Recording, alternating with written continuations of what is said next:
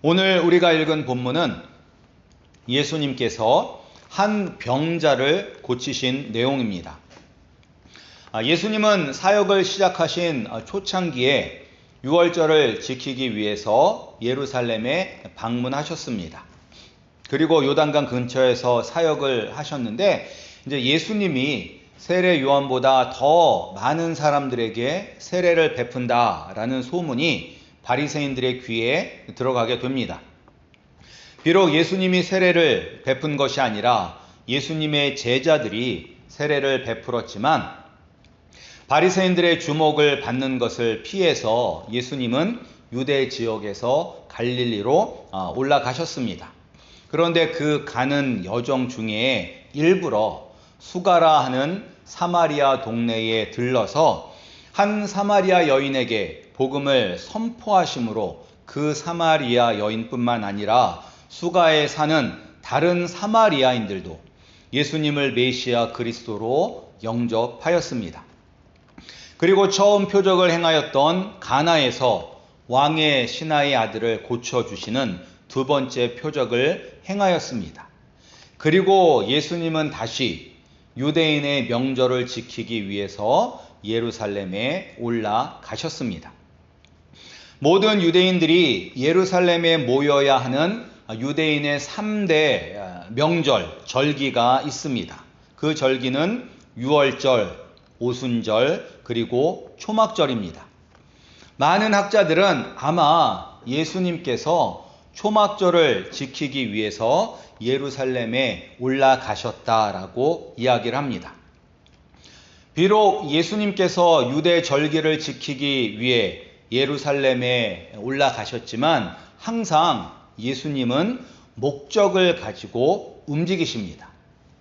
예수님의 목적은 한 병자를 고쳐 주시는 것입니다. 예루살렘은 고대의 도시들처럼 성벽으로 도시가 둘러싸여져 있었습니다. 그리고 예루살렘 성전은 예루살렘 성벽의 북쪽에 있습니다. 그리고 그 북쪽에 이 예루살렘 성으로 들어가는 출입문이 있는데 그 출입문 중에 하나의 이름이 오늘 본문에 나오는 양문이라고 불리는 성문이 있었습니다. 그리고 그 성문 근처에 베데스다 연못이 있었고, 그리고 이 연못에는 햇볕을 피할 수 있는 행각이 5개가 있었습니다. 그리고 이 연못 주위에는 수많은 병자들이 둘러싸서 그 연못을 둘러싸고 누워 있었습니다. 그 이유는 이 연못에 흘러내려오는 이야기가 있기 때문입니다. 우리가 오늘 읽었던 것처럼 어쩌다가 천사가 하늘에서 내려와 연못의 물을 휘저어 놓을 때가 있는데 그때 그것을 가장 먼저 발견하고 물에 들어가는 사람은 어떤 병이든지 다 낫는다는 그런 이야기가 전해지고 있는 것입니다. 그런데 이런 이야기는 다른 종교에도 다 있습니다. 그리고 이런 종류의 미신은 비교적 지금도 있습니다. 그 한 예가 세상에서 가장 유명한 대학교 중에 하나인 하버드 대학교에 있습니다. 하버드 대학교에는 존 하버드 목사님의 동상이 있습니다. 이분이 세상을 떠날 때에 자신의 재산의 절반과 그리고 자신이 가지고 있었던 모든 책들을 그 당시 뉴 칼리지라고 불리던 대학에 기증을 했어요. 재산의 반과 모든 책들을. 그랬더니 그 대학이 이 존 하버드의 이름을 따서 뉴 칼리지에서 하버드 칼리지로 이름을 바꾸었고 그 학교가 바로 오늘날의 하버드 대학교가 되었습니다. 그래서 이 존 하버드의 동상이 있는데 여기에 어떤 이제 그 전설이 내려오냐면 이 동상의 왼발을 만지면 하버드 대학교에 들어갈 수 있다라는 이야기가 전해져 내려오고 있습니다. 그래서 지금도 수많은 사람들이 이 동상의 왼발을 만져서 이 동상의 다른 곳은 다 세월의 때가 묻어 있지만 왼발만큼은 반짝반짝 빛나는 황금색으로 빛나고 있다라고 합니다. 예. 그래서 한번 유튜브에 보시면, 유튜브가 아니죠. 인터넷에 보시면 정말로 지금도 사람들이 방문하면 다 만져요. 그렇게. 예. 베데스다 연못 주위에 있는 수많은 병자들이 있었습니다. 오늘 읽은 본문에 보면 수많은 병자들, 앞을 보지 못하는 맹인, 다리 저는 사람, 혈기 마른 사람 등등 수많은 병자들이 있었고, 그 사람들은 모두 다 한 가지만을 기다리고 있었습니다. 연못의 물이 움직이기를. 그 중에 한 사람이 바로 예수님께서 고쳐주신 36년 된 병자입니다. 이 사람은 혈기 마른 병을 가지고 있었습니다. 그런데 혈기 마른 병이 무엇이냐면 오늘날로 따지면 중풍이나 아니면 신경에 어떤 문제가 있어서 몸을 자유롭게 움직일 수 없는 사람을 의미합니다. 그러니까 38년 된 병자는 매우 심각한 마비 증세를 가지고 있는 사람입니다. 다른 사람이 도와주지 않으면 움직일 수 없는 아주 중증 환자입니다. 38년 동안 몸이 아팠기 때문에 누구보다 몸이 낫기를 간절히 원했을 것입니다.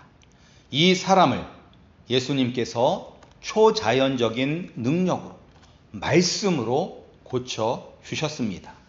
일어나 내 자리를 들고 걸어가라.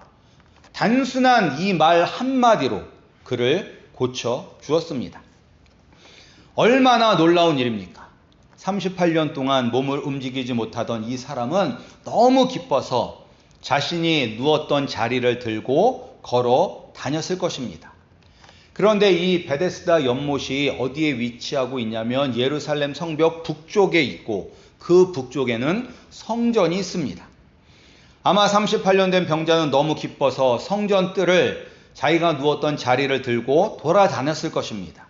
그리고 그 모습을 본 유대인들이 38년 동안 움직이지 못했던 사람에게 자리를 들고 돌아다니는 것은 안식일을 거룩히 지켜야 하는 율법을 어긴 것이라 책망하였고, 그리고 이 놀라운 일을 행하신 분이 예수님이란 것을 알고 예수님을 괴롭게 하고 핍박하기 시작합니다. 이것이 오늘 우리가 읽은 본문의 내용입니다. 이 본문을 통해서 38년 된 병자와 유대인들의 모습, 그리고 예수님의 모습을 통해서 우리에게 주시는 하나님의 은혜를 함께 나누고자 합니다. 먼저 38년 된 병자와 유대인들의 모습을 보겠습니다. 38년 된 병자는 베데스다 연못을 떠날 수 없었습니다. 자신의 병이 나을 수 있는 유일한 방법은 베데스다 연못의 물이 움직일 때 들어가는 것 외에는 없다라고 생각을 했기 때문입니다. 그런데 언제가 될지도 모르는 그때를 기다리며 버티는 것 외에는 38년 된 병자가 할 수 있는 일은 없습니다. 그런데 이 모습이 어찌 보면 사람이 이 세상을 살아가는 모습이 아닐까요? 사람들도 자기만의 베데스다 연못이 있습니다. 내가 저기에 들어가기만 하면 내 인생이 확 필 수 있다고 생각하는 나만의 연못이 있습니다. 그것이 물질, 주식일 수도 있고 자녀일 수도 있고 개인의 꿈일 수도 있습니다. 나만의 베데스다 연못의 물이 움직이기만을 기다리며 살아갑니다. 그런데 그 꿈은 이루어질 수 없다는 것을 알고 절망하게 됩니다. 그러나 그렇다고 해서 포기할 수도 없습니다. 제가 지금은 목사가 되었지만 처음 미국에 올 때는 박사학위를 받고자 하는 꿈을 가진 많은 유학생들 중에 한 사람으로 미국에 왔습니다. 그리고 제가 갑자기 이제 신학으로 진로를 바꿨을 때 제 학교 후배도 이제 박사 과정 유학생으로 미국에 왔어요. 그래서 그때 이제 그 친구를 탈라하시, 플로리다 탈라하시에서 이제 만났는데 그 친구가 이제 그런 이야기를 했습니다. 내가 이제는 이 길로 너무 깊이 들어왔기 때문에 이제는 다른 길을 생각하거나 돌이킬 수가 없다라고 저에게 이야기를 했습니다. 그런데 어찌 보면 우리도 이 길이 아니지만 돌이킬 수 없기 때문에 계속 나아갈 수밖에 없는 경우가 참 많습니다. 지금 미국도 그렇지만 한국도 경기가 참 안 좋습니다.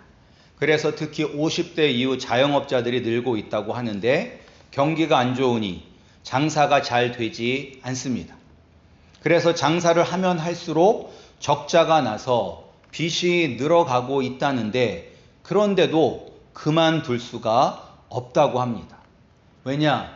그만두면 다시는 무엇인가를 할 수 없다라고 생각하기 때문입니다. 그런데 이 모습이 어찌 보면 죄에 빠진 인간의 모습입니다. 나만의 베데스다 연못에 들어가서 인생이 확 피기를 기대하지만 죄 때문에 타락한 우리들 앞에는 절망만이 있습니다. 잠시 세상에서 내가 원하는 것을 이루면서 행복하게 살 수는 있지만 그 끝은 하나님의 진노와 저주 아래서 영원한 파멸을 맞이하게 됩니다. 그리고 이 절망에서 누군가가 우리를 구해주지 않으면 벗어날 수 없습니다. 예수님이 이 38년 된 병자에게 뭐라고 맨 처음에 물으셨냐면 내가 낫고 싶으냐라고 물으셨어요. 내가 낫고 싶으냐? 그럼 뭐라고 대답해요? 뭐라고 대답해야 돼요? 네, 낫고 싶습니다 라고 대답하면 되는 거예요. 그런데 이 38년 된 병자는 분명하게 이야기하지 못하고 있습니다. 내가 베데스다 연못에 들어가면 낫는다는 것은 믿지만 그것이 이루어지지 않을 것이라는 절망감 때문입니다. 그래서 자신이 들어가려고 노력은 하죠. 노력은 하는데 그리고 항상 먼저 움직이는데도 도와주는 사람이 없어서 다른 사람에게 빼앗긴다고 말합니다. 이처럼 우리도 우리의 문제를 스스로 해결할 수 없습니다. 누군가의 도움이 필요합니다. 그런데 도와주는 사람이 없습니다. 왜 없어요? 다 자기 자신이 먼저이기 때문입니다. 이 모습은 38년 된 병자뿐만 아니라 유대인들에게도 나타납니다. 38년 된 병자는 도와주는 사람이 없어서 베데스다 연못에 들어가지 못했어요. 그래서 예수님께서 연못에 들어가는 것이 자신의 병을 고치는 유일한 소망이라는 것을 알기에 그곳에 누워 있었지만 도와줄 사람이 없다는 것 때문에 절망감에 사로잡혀 있지만 그렇다고 그 자리를 떠나지도 못하는 그를 예수님은 단번에 말씀으로 고쳐주셨습니다. 그러면 예수님께 절을 하고 업고 다니면서 동네방네 이분이 나를 고쳐주신 분입니다. 38년 동안 움직이지 못했던 나를 말씀으로 단번에 고쳐주신 하나님의 사람입니다. 그리스도인입니다 라고 찬양하고 선포해야 될 것입니다. 그런데 공교롭게도 이 일이 언제 일어났냐면 안식일에 일어났습니다. 유대인들에게 있어서 안식일은 오늘날의 토요일입니다. 우리 개신교는 안식일을 예수님이 부활하신 일요일 주일을 안식일로 지키고 있습니다. 그런데 이제 율법에 안식일을 거룩하게 지켜라, 안식일은 일하지 말라는 계명이 이 10계명 중에 제4계명입니다. 그래서 유대인들이 고침을 받은 병자에게 내가 안식일에 내 자리를 들고 다니는 것은 안식일을 지키라는 율법을 어긴 것이다 라고 책망을 하자 그는 나는 모른다. 나를 고친 사람이 이렇게 했다라고 하면서 자신의 책임을 회피합니다. 그리고 성전에서 예수님을 다시 만나 예수님께서 육신의 병보다 더 심각한 영혼의 병이 생기지 않도록 권면했었을 때 이 병자는 당장 유대인들에게 달려가서 나를 고친 사람은 예수다라고 고자질을 합니다. 왜 고자질을 하는 것인가요? 자신이 피해를 받지 않기 위해서입니다. 예수님이 자신을 고쳐주신 것은 감사하지만 그렇다고 예수님 때문에 자신이 유대인들에게 책망받고 피해받기 싫어서인 것입니다. 이처럼 38년 된 병자는 비록 예수님 때문에 고침을 받았지만 여전히 자신이 제일 중요합니다. 그런데 이 모습은 유대인들에게도 나타나고 있습니다. 38년 된 병자가 고침을 받아 자신이 누울 때 사용했던 자리를 들고 다니는 것을 보고 안식일을 지키는 율법을 어겼다고 이야기한 유대인들은 아마 이 환자를 알았을 것입니다. 그러면 이 사람이 고침을 받았잖아요. 그러면 어떤 반응을 해야 돼요? 처음에 하루 이틀도 아니고 1년 2년도 아니고 38년 동안이나 중풍으로 몸을 움직일 수 없었던 사람이 고침을 받았으면 기뻐해야 되는 것이 당연한 것 아닙니까? 잘 됐다, 축하한다, 이제 건강한 몸으로 살맛나는 인생을 살아라 라고 함께 기뻐해야 되는 것 아닙니까? 그런데 유대인들은 이 사람이 고침을 받은 것에 전혀 관심이 없습니다. 왜 관심이 없어요? 내 일이 아니기 때문입니다. 자신이 자신의 일이 아닌 일에 진정으로 함께 기뻐하고 진정으로 함께 슬퍼하는 것은 정말 쉬운 일이 아닙니다. 우리가 보통 이야기하잖아요. 기쁨을 나누면 2배가 되고 슬픔을 나누면 반이 된다라고 이야기를 하잖아요. 그런데 진짜 그런가요? 기쁨을 나누면 시기 질투를 받고 슬픔을 나누면 약점거리가 됩니다. 어떻게 보면 한 책에 나온 것처럼 사람들은 누구나 남의 큰 상처보다 제 손톱 밑 가시가 쓰리고 아프다라고 이야기하는 것처럼 남은 중요하지 않습니다.